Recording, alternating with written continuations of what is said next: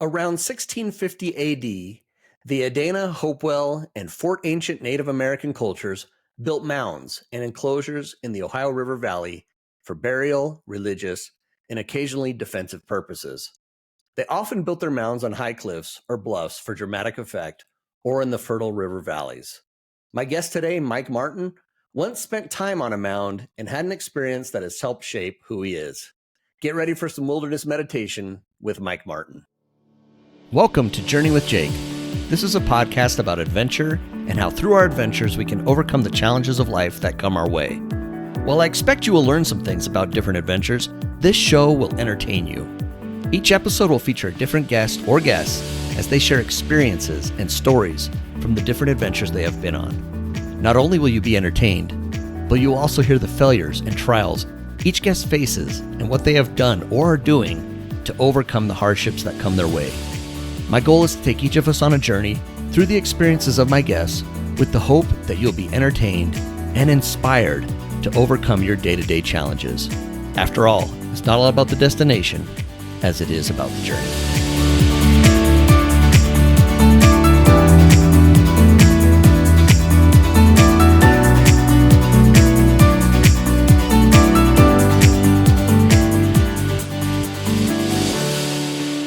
Welcome back to the show. My name is Jake Bushman, and I am the host of Journey with Jake, and I am thrilled you are here. We are on episode 120 today, and I can't tell you how awesome it is to have the chance to speak with such great guests week after week. This is such a blessing in my life, and as you listen each week, I hope you can relate to these guests like I do.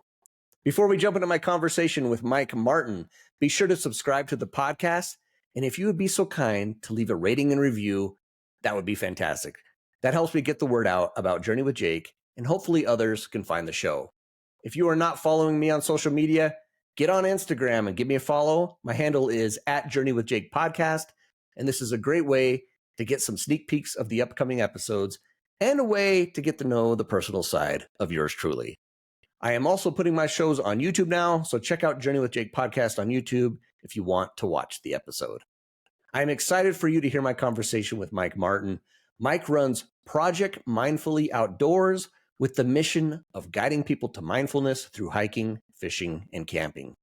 Mike promotes personal growth and spiritual connection with nature, which in turn leads to a more mindful mindset and daily life. If you like this episode, you will also love one of my first episodes, episode number 5 with Skylar Harrison about hunting and the outdoors. Okay, let's get to my conversation with Mike Martin. Well, I'm excited today because I have Mike Martin on the show. Mike, welcome to Journey with Jake. Jake, thanks for having me. I'm looking forward to this conversation for days now. Excellent. Well, I'm excited. I love the background. For those who are watching on YouTube, there he is with the wilderness behind him. We're going to talk wilderness and all kinds of things with that. Before we do that, though, Mike, I always like to know a little bit about who you are. So if you don't mind, kind of just a little background of kind of where you're from, where you grew up, that sort of thing, and then we'll jump into it. So I'm from the Metro Detroit area of Michigan, actually over here by almost by the thumb, the lower part of the mitten. And let's see, what I do nowadays is I'm a wilderness meditation guide.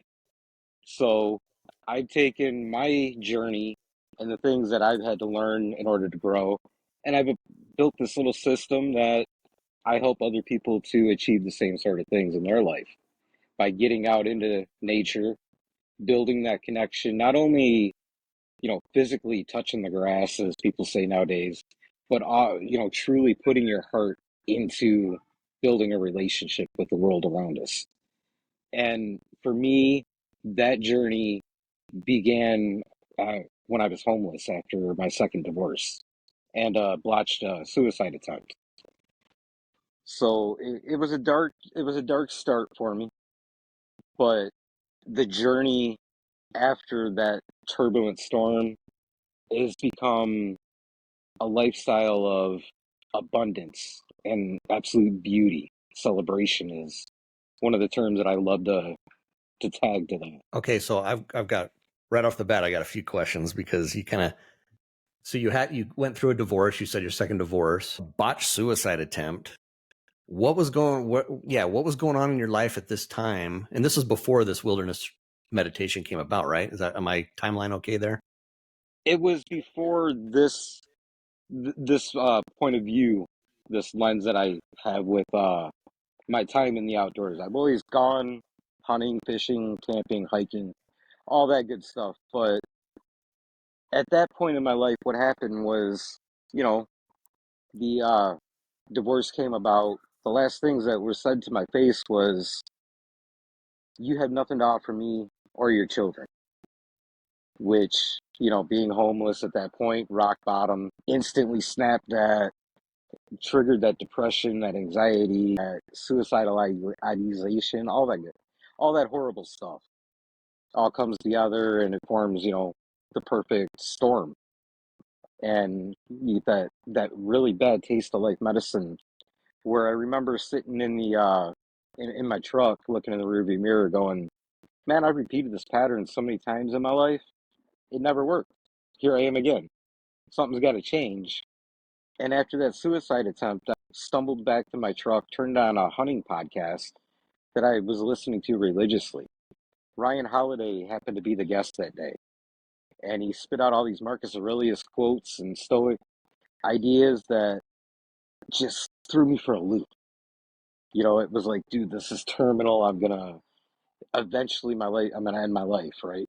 Then you hear all this stuff, and I'm like, as a father, if that was the course of action, then the last thing that my ex-wife said to my face would be true. That's what my kids are going to remember. If I could rebuild my life, man, I'd teach my kids about adversity and how to overcome all the struggles that we have to face. And that was what gave birth to it. It got me into therapy. And through talk therapy, there was a session where we talked about meditation. And this is the part that I love to share because it's kind of funny. For that hour, I blew it off. I'm like, dude, I'm not shaving my head. I'm not turning on the 90s chant CDs. Meditation's not me. As a guy, and we have that kind of perception of what meditation is. And then I went out back and I picked up my crossbow, started doing my nightly practice, and I thought about it. I'm like, dude, I'm meditating. I'm working my breath, I'm working my thoughts. I put the bow down, I sat down, and I'm like, okay, I can do this. This is comfortable. But everybody around me is looking at me, telling myself all those stories that we hold as limiting beliefs. So I'm like, I can't do this here. I'm not safe. And I had to find that place that was safe. The safest place in the world to me is the wilderness because it ties into that animal medicine and everything else where the rest of the world lives without a story. We're the only creatures on this planet that can tell ourselves a story. And we get caught up in those stories. That's what led me to developing Project Mindfully Outdoors and ultimately the wilderness experience, which is the hiking combined with the meditation. Wow. Okay. This is pretty wild. First of all, I love the fact that you have something that you found peace in, and that's the outdoors. Something you said you grew up, hunting, fishing, enjoying the outdoors, but you didn't really realize you were safe there until you went through this, almost committing suicide, things like that. When you look back on it and you're in the middle of that, because that's I think where I struggle is when I'm in the middle of something, it's hard to know that there's something better than that, beyond that. And you said you listened to that podcast and you heard some of those quotes from Marcus Aurelius and things like that. Is that kind of what clicked it for you? I mean, how do you, when you're in the middle of that and you're fighting it and it's tough, how do you look ahead to know that, hey, you can do something? That's, I think, where I struggle. Well, yeah, it was those quotes that really brought it together. And then it led me into the moment, into the present. And that's where a lot of us, when we're struggling and we're going through, especially with struggling with suicide ideas and things like that, is it's not that we don't want that end. It's just we want the pain to stop. And Right. we lose perception of the coping skills. Everything breaks down. And when I instantly heard the quote about how adversity is an opportunity for us to highlight and showcase who we truly are, it was like, man, I'm going through all that kind of adversity. I'm going through all this struggle right now. And it brought my kids to the forefront of my mind. And that was ultimately the inspiration to pull myself out. I mean, to get there, the process was very complicated because the way that I ended up going about it, and just like with my project and with my work, it's blazing a trail. And that following therapy session, because I was, I'm obviously very afraid, caught up in the fear and the anxiety of things. But then that next therapy session, my therapist mentioned probably the greatest piece of advice she ever gave me. And that sometimes you just don't need to know. Sometimes it's best just to, in a sense, close your eyes and just bring yourself into the moment. And that's what meditation started to help me discover and learn how to do. So I had all these different forces pulling at me and, you know, playing with the triggers of the depression, anxiety, and everything like that. And I learned how to, through the time that I was spending outside, I learned how to bring myself back into the moment and realize that those are just thoughts, those are just ideas. They're not me. You're not your thoughts. Your thoughts are just brought up based off of the environment that you're in. So how do you go from being homeless at rock bottom to creating, to getting out in the outdoors and creating Project Mindfully Outdoor? How did that happen? Like, what kind of were the steps that you took? I did a lot of soul searching, and through the process, I also was working on getting some hunting sponsorships. I hooked up with a group called the Servant Nation. Part of their requirement was to have a social media presence. So I started writing and I started building a blog and putting things together because everybody does amazing how to's or check out these amazing hunts I'm on, but nobody tackles the mental health side of it. And I wanted to be that guy because to go back before the suicide attempt, after that conversation, had I had somebody sitting with me, had I had a friend or something, I probably wouldn't have gone down the route that I did. So I wanted to become that guy that actually became the support system. And I love it. and as far as putting it all together, it was drawing on, my past experiences and things that intrigued me, like, Native American spirituality, the hunting, the fishing, the time outdoors. It all goes together. And then on top of that, you bring in the new influence of the Stoic philosophy. And one thing that I've discovered by meshing it all together in the pot is we put labels on things. We've got your Native American spirituality, we've got your different forms of religion, your different philosophy schools, but we're all telling the same story. And when you start to remove those labels, you start to let it all just naturally mesh together as you turn the little spoon in the pot, you build this really solid foundation for yourself. And once I started to fill my own glass, that was when it poured over and I started being able to really truly help other people. I love it. Let's go back to meditation for a minute because I love what you said about meditation at first, how you were thinking the 90s chant and what am I going to have to wear? Because that's kind of the thoughts I had when I first heard of meditation. That's what you imagine. You kind of picture some woo woo stuff going on, and I'm like, that's not really me. I'm not this woo woo guy, that can sit and have people chanting in my ear or whatever. And it's not really like that because I love meditation now. I'm not big into it, but I like to do just little bits of meditation each and every day. So when we talk about wilderness meditation, kind of what is wilderness meditation then?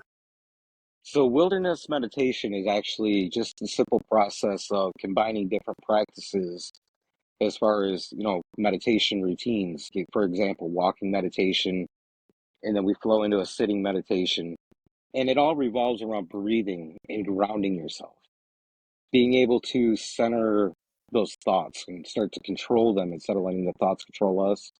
We can sit down and actually explore what those thoughts are that we're having, why we're having them, what what they're trying to tell us, or what they require us to do in order to complete the sentence, if you will.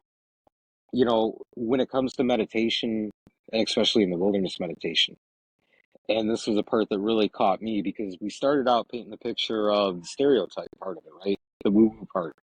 But if you think about, and one of my heroes is Crazy Horse, the great Lakota chief, was a huge part of his practice.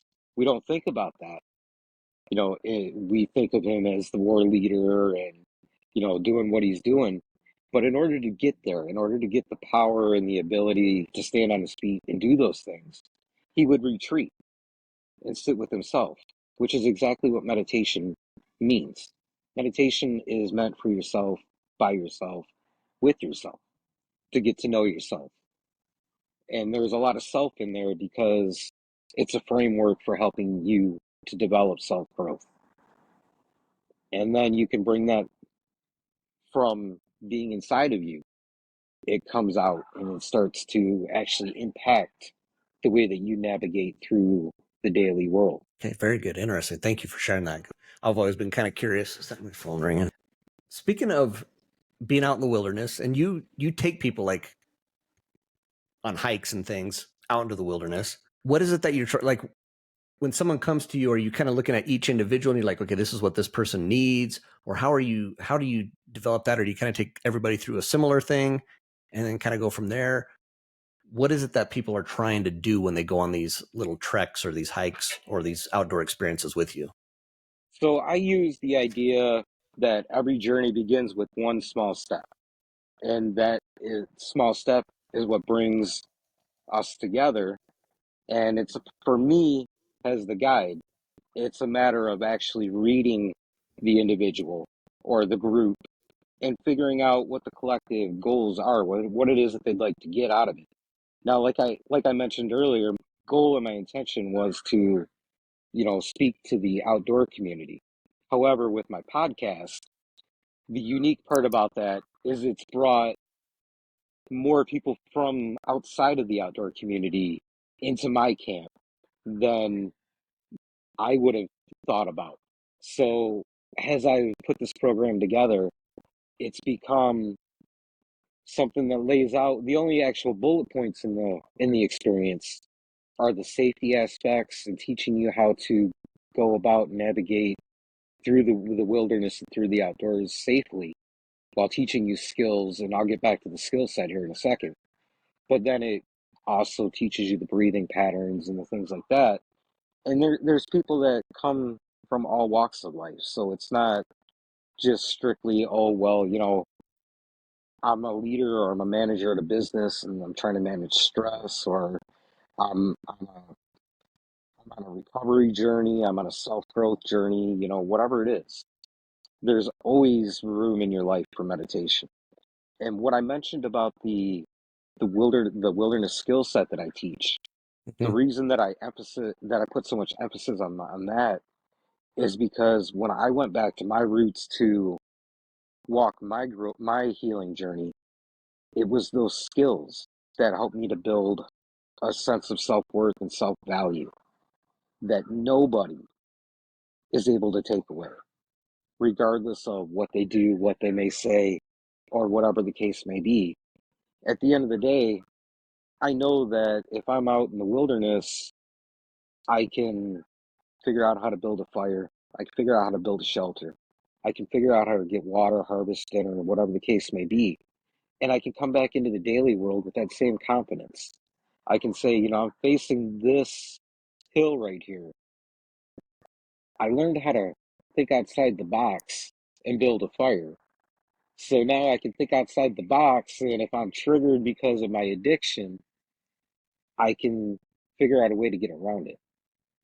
And that's what I really emphasize with that is all not only the self value, but also the contingency plans. Always leaving yourself a way out to transition and pivot into the next thing. So when you were going through your tough time there and you got out into the wilderness, did you get out when you say you got out into the wilderness? Did you go out for a certain length of time, or was it just, every day you tried to get out and do things? Because how did you develop these skills too? You talked about these skills of, being able to build a fire and being able to get your own food. Did you kind of learn that as a kid and then just took that into being older? Like, how did this all work? I just kind of any story or experience from that, from your perspective. Well, that all came about as a kid chasing my grandfather around on his next outdoor adventure. So really, now that actually we're talking about this, it comes to mind that I'm actually building on his story, on his legacy within my life. And I Mm-hmm. think that's a beautiful thing. So thank you for pointing that out. Because, he taught me all the basics of how to go about and do these things. But then through living my experiences, I found a whole new context that I know he'd be looking down and smiling upon because of the kind of man that he was and the things that he taught me. So that's really a beautiful core Absolutely. value that I love the fact we get to celebrate and mention. Awesome.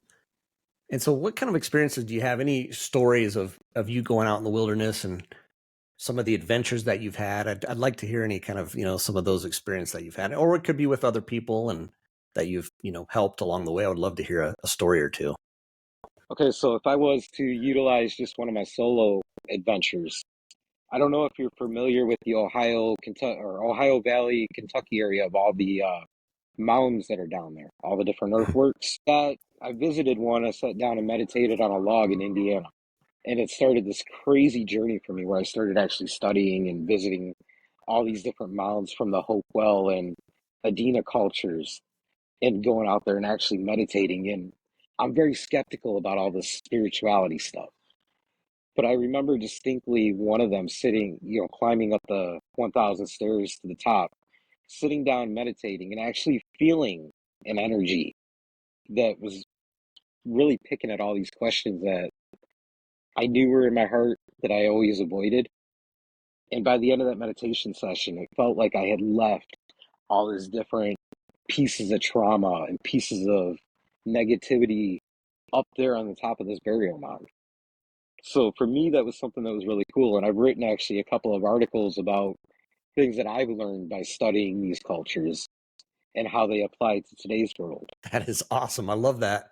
I love the fact that you sought that out to go to these mound cemeteries or wherever, these. And I actually used to live in Ohio. And so there was a cemetery in the town. It was called Mound Cemetery, which was a cemetery, but had some Indian mounds in it, which was really cool. So I kind of appreciate that and appreciate what you did for that, getting that exposure, meditating with that in mind. What was that feeling like? Because you said it kind of helped you. Well, how did you say that with some of the questions you had or things like that? What did it? Yeah, So, kind of expand on that a minute, if you don't mind. I feel like as we live life and we go through things, we collect journey or we collect traumas, and we end up collecting all these different negativity aspects of things, right? We throw them in an invisible backpack, we carry them around. Well, sitting there on that mound, and we also like to ignore them. Sitting there Mm-hmm. meditating on that mound like that, it felt as if there was another individual staring back at me, almost poking at my heart, pulling these questions out of me because I like to avoid them just like everybody else does. We just throw them in the backpack. They're there, and it was like Yeah, once you actually sit down and feel these things and experience those, you realize we don't have to carry them no more. So being able to actually leave them there with whatever that experience actually was very, very relieving. It was very satisfying and opened up, another aspect of the journey as far as the healing aspect goes. love it. It's fantastic. So if you have people who you say you have all types of walks of life that come on these excursions with you, these hikes, whatever, they want to have some wilderness meditation.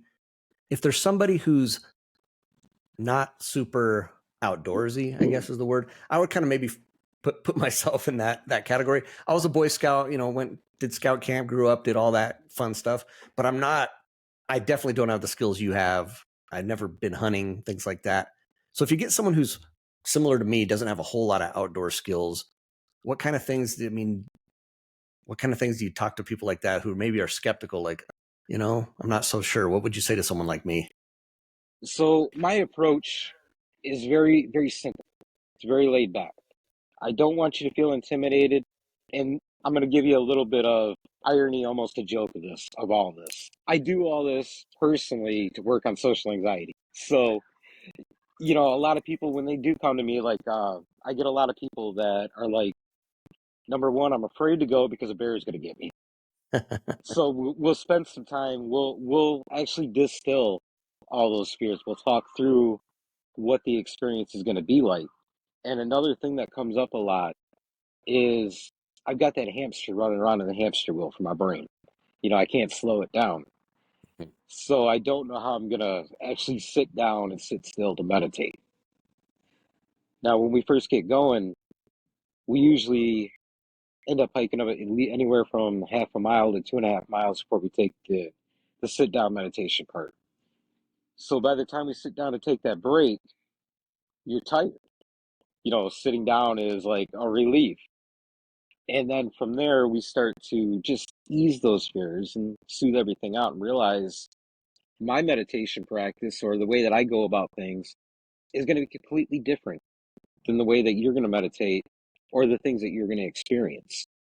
You know, there's a lot of obviously the fears of the things that we can't control. So if we break it down in that way, we're looking at our strengths and our strengths in a way that we can make them work to help us control that next step. If we're crossing, say we're crossing a stream and it's slippery, I'm going to give you a walking stick or find you a stick. And I'm going to show you how to balance yourself. And you take that one simple step. It doesn't seem so scary when you're out there doing it then. But now if you're standing on the other side of the stream and you're looking at the current go and you see the mud and the rocks and you have nothing to help you balance, that's what it's all about, is the support in order to break things down to smaller chunks. Definitely. I like that. That's a good way. It's a good way to look at it. One of the things when I think of the wilderness and I think of adventure out in the wilderness, and you said, a bear might come get me or whatever. I love wildlife. I love seeing wildlife. I'm wearing a Yellowstone shirt right now. I love Yellowstone National Park because you can see bison and elk and bears and deer and just all kinds of wildlife. How does that integrate into any of this? Is that a part of it at all? Absolutely, it's a part of it because there's so much that we can learn from the animals that we interact with, even the plants. I'll give you a great example of it. Like I mentioned, I struggle a lot with anxiety, right? Especially social anxiety. Interacting with people is like something that is always, especially after the divorce and everything, was terrifying. There was a couple years ago, I was out hunting. It was the height of the rut, which is the breeding season for deer, and it was miserably cold. It was a blizzard. I sat in a tree for about 2.5 hours that morning before this beautiful, amazing young buck come through. And I've got a rule that I hold myself to when I'm out deer hunting. I will not attempt to take a deer that I've never seen before. I love to have that story and that connection with the deer. So I didn't pull on him. I didn't make the effort to shoot him. And I'm sitting there thinking to myself, it's cold out here. I called myself a hunter. What am I doing? And then it hit me. Here we are, November 15th, the peak of the rut. I named this deer Longhorn because he had a beautiful rack. And Longhorn is running around in the middle of the day, something he normally wouldn't do, except for the fact that he's got a mission to complete. And in the back of his mind, he knows that he has a strong enough skill set to rely on if he encounters danger, that he can react and respond. So it's okay for him to put his guard down and just do, because that's his mission in life. Now, for us in our day-to-day life, it's not life and death. It damn well feels like it when we're having an anxiety attack. Sure. But if Longhorn has that skill set and can demonstrate that to do his mission, it's a walk in the park for us. It's a great way to look at it. I'm learning all kinds of things talking to you today. So this is fantastic. I need to get out in the wilderness more. That's for sure. I love that. And again, I love animals. I love seeing that sort of thing. So I think that's a beautiful thing, and I think that's a nice way to connect it all. Do you have any experiences from any of your particular customers or clients where they kind of went out there and you weren't so sure, and then they had just a really great transformation that you could share? Let's see what one comes to mind. I'm gonna go with somebody that came out with me from a recovery group, and like we mentioned before about the hamster wheel and the Mm-hmm. racing thoughts. They showed up because somebody had told them to go, and they were like blowing it off, whatever. I'm never gonna do this. And we walked through the process, especially spent a lot of time hiking before we did anything, and we brought them through the process, taught them some different skills that day, and they're a lifelong client. Awesome, beautiful. Okay, I got some technical questions for you with your whole setup that you do and everything. Is there a certain spot that you go to? Do you go all over the country? How does this work? I mean, can you do stuff virtually? I don't know, with the way things are today, like what kind of give me some of that technical for what you do and how you help people. So, like I mentioned, I'm based out here in Michigan. Mm, I do the bulk of my classes here in the state of okay. Michigan, working through community centers and different support centers in order to help, through the community. As far as the actual one-on-one or small, excursion hikes, those are open to whatever you got in mind. We can get together on a call Hmm. and we can brainstorm, and really your imagination is the limit. We can go wherever, we can do whatever. And then if you're really not 100% comfortable or ready to get into the wilderness, or we can't make the in-person thing happen, I do the meditation and the storytelling and things like that, the support system digitally like this. Okay, so that is a possibility then. I just, you think, oh, wilderness meditation and things like that, but you can still adapt to people's needs, I guess, is what I was getting Abs- at. So Absolutely. There's got to be beautiful. versatility. Yeah. Yeah, without a doubt. So as you move forward in this, what are some of the challenges that you face? I think my biggest challenge that I still face is fighting off the anxiety. I think that no matter how far we progress, we still got those things that they're gonna trigger and they're gonna show up. So being aware of it, being mindful of it. But then from there, it's just a matter of zeroing in sometimes and finding the willingness to blaze a new trail and explore something new, which gets back to that versatility part. Yeah, being willing to be versatile and be flexible. Yeah. Absolutely. So what's going on now with Mike? You've went through a divorce, you have kids. Anything going on in the personal life of Mike? Let's see. We did 4 years of total isolation, and we finally broken that, and actually getting ready to celebrate here my 1 year anniversary of my new relationship, which has been phenomenal and amazing. And it's one of those things that, to steal the line from Field of Dreams, if you build it, they will come. Come. Well, I did all the hard work and the self growth and everything, and then dreamed it up, and it finally manifested. And that relationship has just been beautiful. That's awesome. Congratulations. That's great to hear. I'm happy to hear that. So one question I always like to ask, because this is an adventure podcast and I've had all kinds of different types of adventures, from gymnasts to hikers to paramotors to river rafting, whatever you name it.